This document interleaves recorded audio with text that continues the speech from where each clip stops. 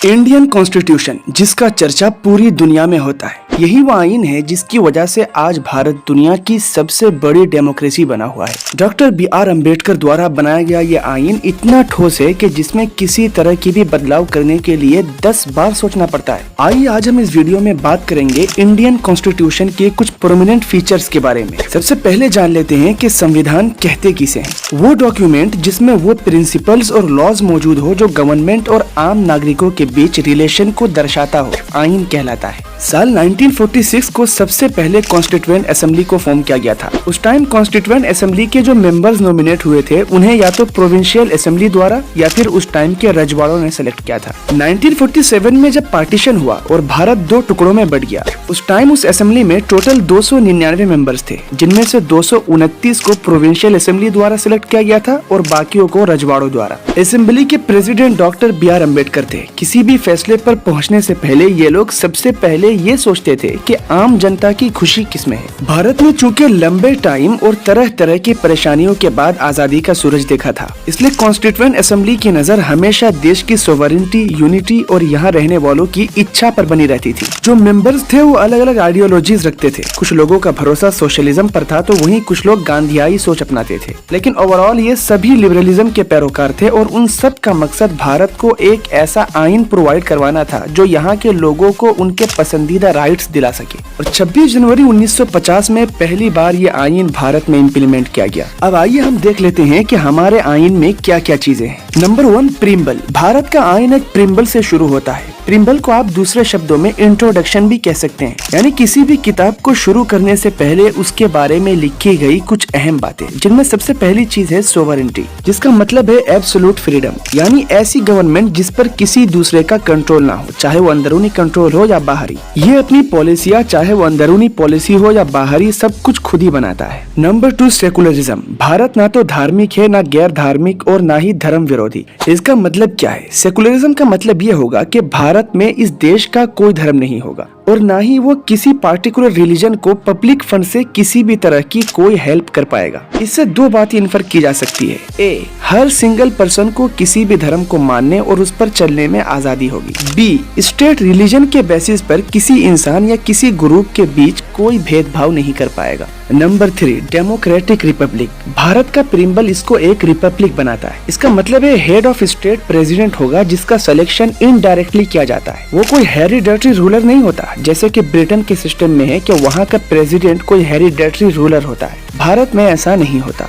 बहुत से लोगों को लगता है कि आजादी के लिए जो स्ट्रगल्स किए गए थे वो सिर्फ ब्रिटेन गवर्नमेंट को यहाँ से निकालने के लिए थी, जबकि ऐसा नहीं है। ये मेहनत ब्रिटेन को निकालने के लिए तो थी ही, साथ ही भारत में रहने वाले सारे लोगों को उनकी राइचस ऑनर देने, पॉवर्टी और सफरिंग को पूरी तरह खत्म करने के लिए भी थी। इसीलिए कॉन्स्टिट्यूशन मेकर्स ने भारत के सभी नागरिकों के लिए जिस चीज पर सबसे ज्यादा जोर दिया वो 3 चीजें थी। Number 1, justice for everyone. Number 2, freedom. Number 3, equality. Justice आपको एज अ ह्यूमन बीइंग आपका खाना, पहनावा, रहन सहन में फुल रिस्पेक्ट के साथ रहने की गारंटी देती है। इसी तरह अगर आप बालिग हैं तो बगैर किसी समाज या धर्म के बीच भेदभाव के आपको अपनी मन मर्जी से अपने लीडर को चूज करने का हक देती है। Number 2, freedom. फ्रीडम में जहां आपको खाने, पीने और रहने की आजादी है, तो वहीं आपको अपनी बात और थॉट्स भी पूरी आजादी के साथ दूसरों के सामने रखने का हक है। Number 3, equality. कॉन्स्टिट्यूशन मेकर्स ने इक्वालिटी के सिद्धांत को सबसे नुमाया जगह दी है। रूलर और स्लेव वाली सोच या फिर कास्ट और रंग के बेसिस पर अनइक्वालिटी को पूरी तरह खत्म कर दिया गया। भारत के सभी नागरिकों को एक समान देखना होगा और कास्ट, रेस, बर्थ, रिलीजन और जेंडर के बेसिस पर किसी तरह के भेदभाव के बगैर एक ही लॉ हर किसी पर इम्प्लीमेंट होगा। इसी तरह हर कोई अपने खुद के लिए अपनी मन मर्जी का सोर्स ऑफ इनकम भी अपना सकता है, इस शर्त पर कि वो इंडियन लॉ के अगेंस्ट न जा रहा हो। आइए अब बात करते हैं कॉन्स्टिट्यूशन के कुछ सेलिएंट फीचर्स के बारे में। इंडियन कॉन्स्टिट्यूशन एक रिटन कॉन्स्टिट्यूशन है जिसे एक स्पेसिफिक ड्यूरेशन में तैयार किया गया था, जिसको तैयार करने में 2 साल 11 महीने और 18 दिन यानी कि लगभग 3 साल लगे हैं, जिसे 26 जनवरी 1949 को अडॉप्ट किया गया था और 26 जनवरी 1950 को उसे अपोज किया गया।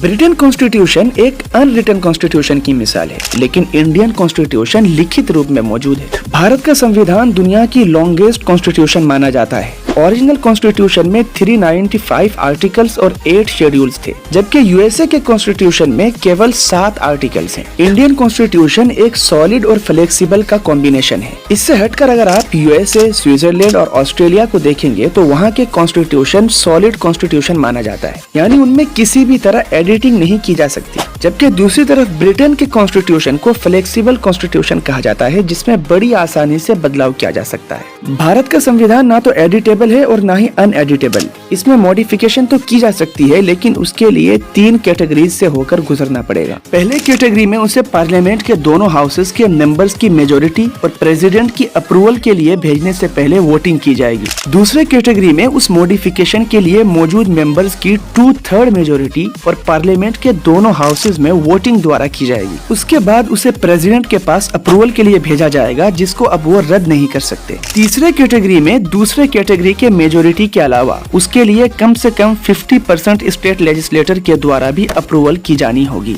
इस पूरे प्रोसेस के बाद जाकर उसमें किसी तरह का बदलाव अब पॉसिबल हो पाएगा। फेडरलिज्म। भारत ने एक फेडरल स्ट्रक्चर को अपनाया है, जिसमें हुकूमतों के 2 डिस्क्रिमिनेशन लेवल्स हैं। एक गवर्नमेंट पूरी कंट्री के लिए होती है, जिसे केंद्र या यूनियन गवर्नमेंट कहा जाता है। इसके अलावा हर स्टेट की अलग अलग गवर्नमेंट होती है। यूनाइटेड स्टेट ऑफ अमेरिका एक फेडरल है, जबकि यूनाइटेड किंगडम गवर्नमेंट की यूनिटरी फॉर्म है, जिसमें पूरी कंट्री की सिर्फ एक इकलौती सरकार रहती है, वही सब कुछ अपनी मर्जी से करती है। जबकि भारत का संविधान अपने लिए फेडरल स्टेट का टर्म इस्तेमाल नहीं करता। आइन बताता है कि भारत स्टेट्स का एक यूनियन है, जिसमें पावर्स को यूनियन गवर्नमेंट और स्टेट गवर्नमेंट के बीच डिवाइड किया गया है। इन पावर्स को टोटल 3 हिस्सों में बांटा गया है। नंबर 1 यूनियन लिस्ट, जिसमें नेशनल इम्पोर्टेंसेस जैसे रेलवे, डाक और टेलीग्राफ जैसे 97 सब्जेक्ट्स हैं। Number 2 state list. Number 3 common list, जिसमें बिजली, ट्रेड यूनियन और इकोनॉमिक और सोशल प्लानिंग शामिल है। इस तरह यूनियन और स्टेट हर कोई अपने अपने पावर्स का अच्छे से इस्तेमाल कर सकता है। Parliamentary Republic. भारत में पार्लियामेंट्री सिस्टम ब्रिटेन से लिया गया है। कैबिनेट का सिलेक्शन लेजिस्लेशन के मेंबरों में से किया जाता है। कैबिनेट उस टाइम तक अपने पोस्ट पर बनी रहती है जब तक उसे लेजिस्लेचर का समर्थन हासिल होता है। डेमोक्रेसी की इस शक्ल में स्टेट का हेड बराए नाम होता है। कॉन्स्टिट्यूशनली प्रेसिडेंट के पास पावर तो बहुत होते हैं, लेकिन एक्चुअली उन पावर्स का इस्तेमाल प्राइम मिनिस्टर करता है। Directive principles of state policy. Bharat के directive principles of state policy, जिन्हें आयरलैंड से लिया गया था, इंडियन कॉन्स्टिट्यूशन की एक यूनिक फीचर है, जिसका मकसद है कि भारत में वेलफेयर स्टेट बिल्ड किया जाए और यहाँ की दौलत को कुछ लोगों के हाथों सिमट कर रहने से रोका जाए। Single integrated judicial system. Bharat में सुप्रीम कोर्ट को सबसे बड़ा दर्जा हासिल है। उसके नीचे हाई कोर्ट्स हैं, जो अपने नीचे की अदालतों पर निगरानी रखती है। जजों का सिलेक्शन उनकी एबिलिटीज को देखकर किया जाता है, जिन्हें अपने पद से हटाना कोई आसान काम नहीं होता। Single citizenship. यूएसए जैसी कई कंट्रीज में आप डबल सिटीजनशिप रख सकते हैं, जबकि भारत में ऐसा नहीं है। इसका मतलब है कि हर भारतीय अपने बर्थ प्लेस और रेजिडेंस से हटकर भारत का नागरिक है। वो वेस्ट बंगाल, उत्तर प्रदेश, महाराष्ट्र, कहीं का भी रहने वाला हो, भारत का ही नागरिक कहलाएगा, न कि वेस्ट बंगाल, यूपी और महाराष्ट्र का। वो भारत के किसी भी कोने में रह सकता है, जॉब कर सकता है, वो सारी राइट्स उसको वहाँ मिलेंगी जो उसे अपने होमलैंड में हासिल है। Universal right of vote.